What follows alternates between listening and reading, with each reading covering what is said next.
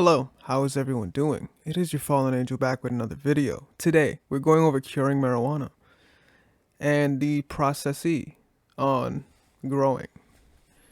Now, before we get started, feel free to check us out on Patreon, Rumble, Twitter, Instagram, things of that nature.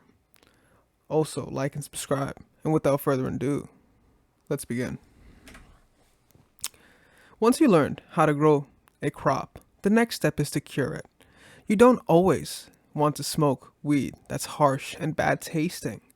Here are some basic tips and a few advanced ones you can experiment with. So, preparing the harvest. Curing your harvest is an important step in the cultivation process.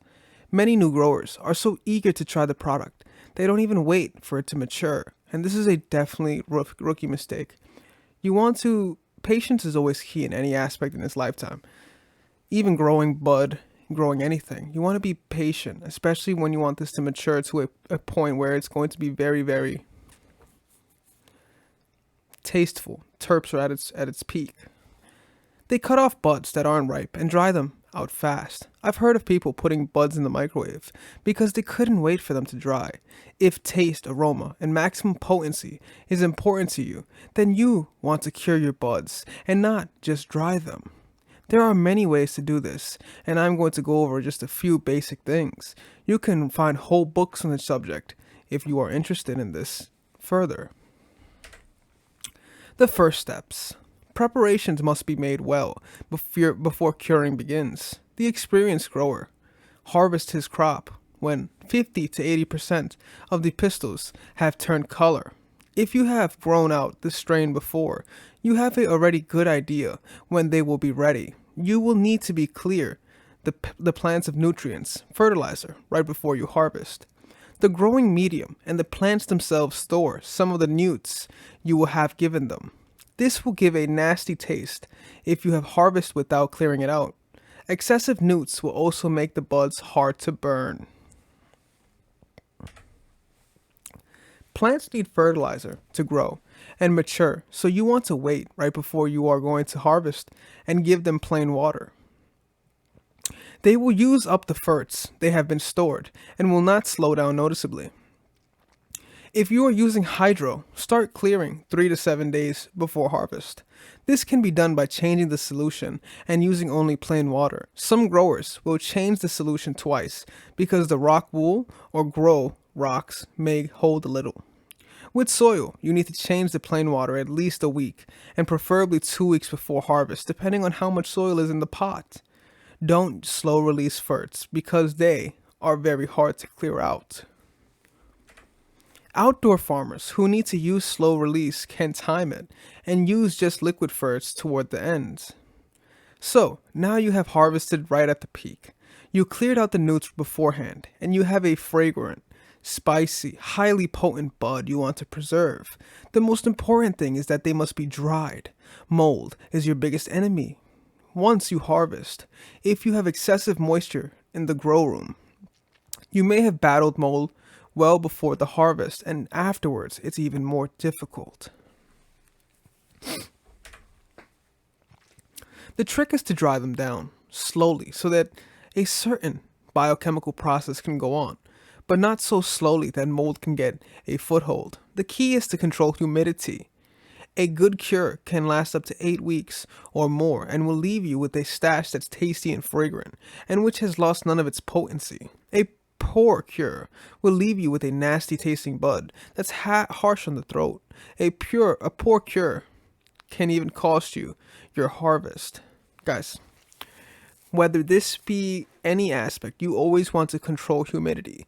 Humidity is extremely important because this is how not only this will have a very, very strong impact on how the bud ends up being and how long it can last. Whether we put this in a mason jar or a highly zipped packaging, we want to make sure it will preserve its potency over time. So mold is definitely something we want to look out for, and humidity is mold's best friend.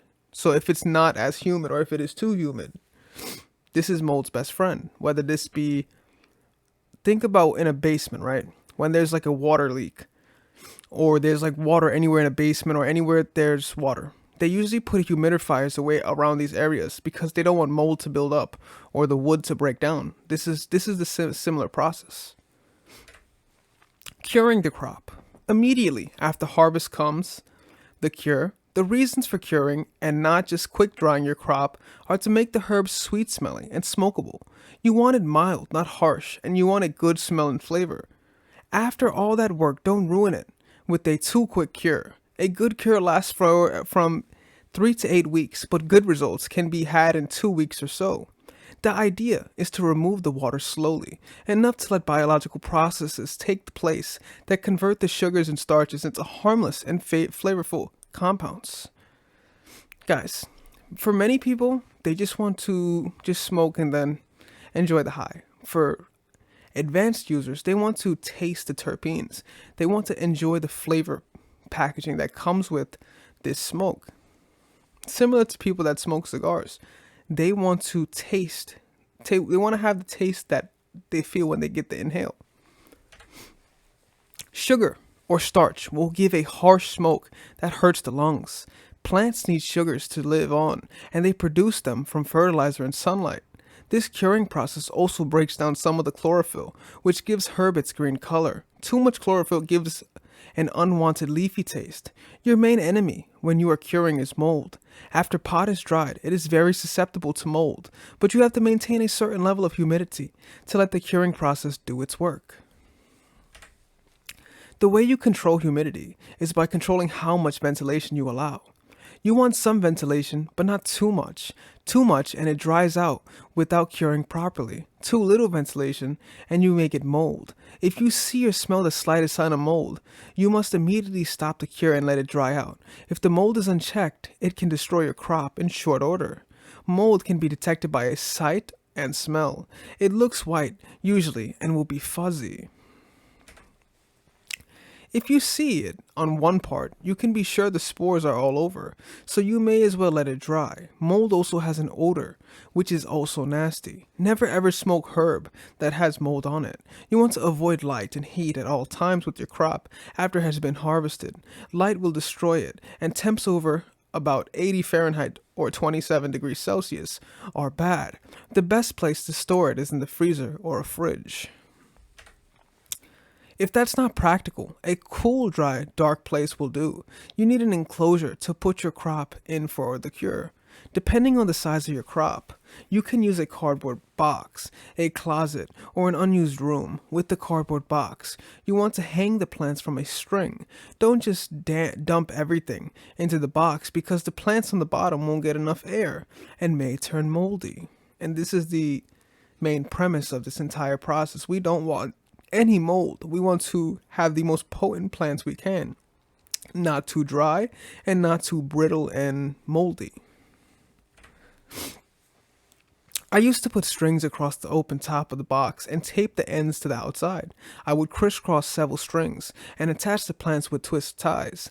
Make sure the box is tall enough for your plants. If it's not tall enough for you, can cut the plant in half or even cut off each branch and hang it out on the box. The plants or branches should be loose and have some space between it. And the next, it doesn't take a lot of space, just as long as air can circulate all throughout. With a closet, you do the same thing. You might want to put nails or thumbtacks in the walls. For the strings or the clothes hangers bar may be enough. If you use a whole room, you need to set up something to keep the plants hanging upside down off the floor. The first few days, you allow more ventilation, and as the plants get drier, you allow less. In the box, leave the top off. With the closet, leave the door open. And if you use the whole room, leave the door open and use a fan to blow air in. After 1 or 2 days, you will have lost a bit of moisture, and you could begin to restrict airflow again. So guys, what we want to know is, when it comes to this process, if there is mold, we want to remove air. And if there isn't, we want to allow the plant to breathe. This goes for any plant or fruit. We want there to be a certain level of oxygen for the plants, whether it's to blow off certain pathogens or anything that's on the outside of it, or we want to remove oxygen so that it can dry up just a tad bit. I used to put a section of a newspaper over the top, not quite covering the whole top of the cardboard box. As the cure progressed, I would cover the top more and more. As soon as the leaves began to get stiff, I'd cover the top completely. They still got a little air because the newspaper was not airtight. With a closet, after a day or two, close the door, all except for a couple of inches. As the cure progresses and the plants get drier, close the door altogether. Almost all closets have cranks around the door, and that air can come through. If you have a very large closet, treat it like a room. When using a whole room to cure, after a day or two of letting the fan blow air in, close the door part way. With the room cure, it's a good idea to have a fan inside moving the air around and another fan in the doorway blowing fresh air in. Watch the plants very closely to see how fast they are drying. As soon as you notice a little bit of stiffness to the stems, they have lost probably 50% of their moisture. When the leaves start to get a little bit crisp, you have lost most of the excess moisture, and you must restrict ventilation some more. Using a whole room, at this point you turn off the fan blowing air in, but you leave the door open a little. You never cut off ventilation completely, because mold is a threat right up until the end. The leaves should start to get a little crisp after a week or two. So we want to avoid extreme crispness on the bud because this makes it brittle. It makes everything brittle and it makes it harsher to smoke. But we also don't want it to be too soft to the point where it's moldy. That is definitely not something you want either. We want the perfect medium between the both of dry and wet. If it happens sooner, you may be using too much ventilation and should cut back. Along about this time, you should notice a very nice smell. This is the curing smell, and it smells like a little like baking bread along with a piney or fruity or skunky smell from the pot. This is nice smell you want to have your herb to have. If you notice the least bit of a nasty or rotten smell, it is probably mold, and you need to check very, very closely. This is the smell that we want to imitate, or the smell that we want to replicate. A fruity, piney, terpy kind of smell, a skunky kind of smell. It's this type of smell that we want to replicate for our buds. After the leaves start to get a little stiff and you have restricted the airflow, it takes anywhere from a week to 6 weeks more to finish it. When to stop it is up to you. You might want to decide by the color of the herb. It gets less green as it goes along. Buds retain the green color longer than will the leaves. Buds may still be green at the end of the cure, but not quite as bright a shade of green. You will be the proud possessor of a stash of sweet smoking, good tasting buds without the harshness of fresh cured smoke. Adding flavors. People pay a lot of money to get seeds they think will grow pot that smells like blueberries or chocolates or something else. Often these strains are hard to grow or may not be as potent or high yielding as other less expensive varieties. People want to know if orange bud smells and tastes like an orange. With the proper techniques, you can make your favorite variety of smell and oftentimes taste like anything you want. You want to do this without ruining the cure. It's no point having blueberry pot that burns your throat or doesn't even get you high. Do not pour any syrup or any similar flavorings on your pot. The sugar will make it very harsh, and you are inviting mold. There are better ways. The best flavor enhancing starts while the plant is still growing. You can do a certain amount while it's curing, and you can even affect the smell flavor somewhat after it's been cured. There are two main approaches, inside out and inside in. You can apply flavors inside the plant while it's still growing, and you can try to add flavors after it's been harvested. But this is curing marijuana from the outside. Anything you put in your plant's water will affect the taste of the finished product, particularly if you harvest it right afterwards. What you want to do is select a flavoring that is very concentrated. Let's take orange for an example.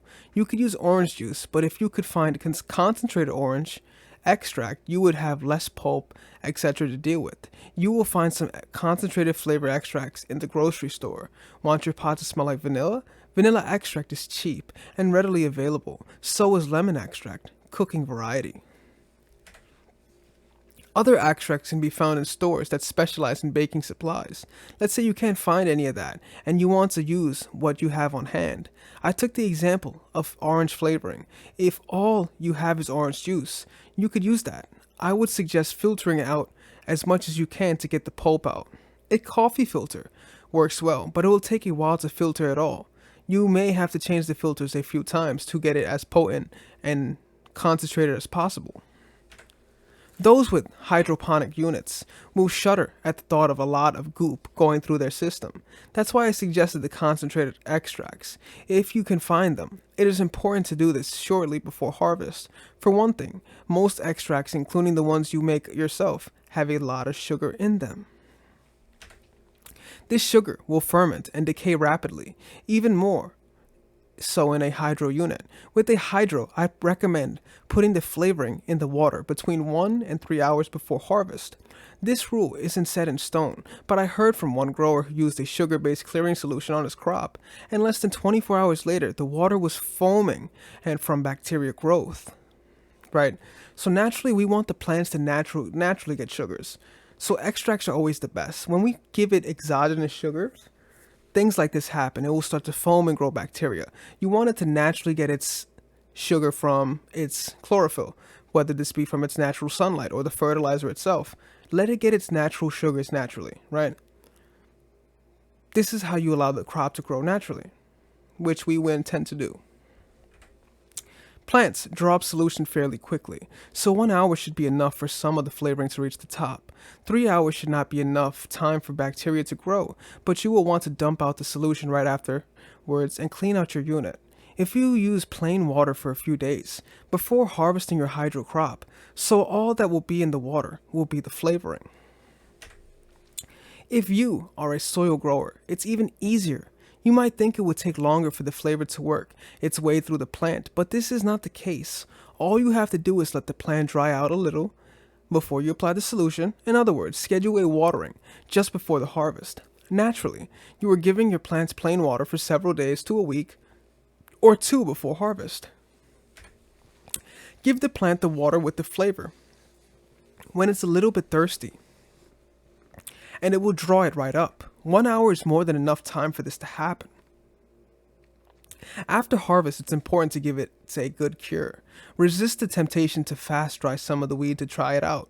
You will find it's even harsher than it would be normally because you've added some sugar to the plant by way of flavoring. The curing process will take care of the extra sugar and will give you a nice mild smoke. It will also have the flavor and aroma you are looking for. First of all, I don't know what you want. You may want something that smells exactly like an orange, or like a blueberry, and doesn't smell at all like pot. As far as I know, that's not possible. You would probably ruin the pot if you succeeded. What some people think is a nice hint of strawberry may be way too strong to the next person. What one grower thinks is very blueberry may not smell or taste like blueberry to his friend. I suggest that you don't treat your whole crop this way while you are experimenting. Dirt growers will find this very easy because they could use something different in each pot. Hydro people may want to isolate a plant or two with the solution. This wouldn't be very hard because you wouldn't need circulation. For the short period of time it would be soaking in it. Other things you could try are guava, pineapple, grapefruit, passion fruit, cherry, mint, or even pina colada. Stronger and more concentrated flavorings will have a more pronounced effect than more dilute products. You may need gallons of orange juice to get what you want, but a half an ounce of concentrated strawberry essence might do the job nicely. So we understand that depending on what we use, it will give it its potency. This is why at the beginning of the video we said we want something that's concentrated and well concentrated so it could give it its taste and aroma. If we are to just use orange juice, the sugars are what's going to be broken down very quickly. We want something that's already extracted and concentrated to give it its flavor and aroma. In short, experiment and see what works for you. The other approaches is to use something in the curing process. People have good results with orange peel, lemon peel, or other citrus peels. This will only give a bit of odor. It's not as strong a technique as the previous one I mentioned. For those who just want a hint of something, this may work fine. It's important to watch very closely for mold when curing. The moisture from the peels may promote mold if you're not careful. Let the herb dry for a day or two before you add the peels. This might work for a little bit with the pot that's already cured and dried, but it's less effective at that point. So guys, this was marijuana curing, and these steps on how to get the flavor profile you want, how to get the taste profile you want. So feel free to leave a comment down below. I'd love to read them. Also, like and subscribe. Check us out on Patreon, Rumble, Twitter, Instagram, things of that nature. This was your fallen angel, and I am out.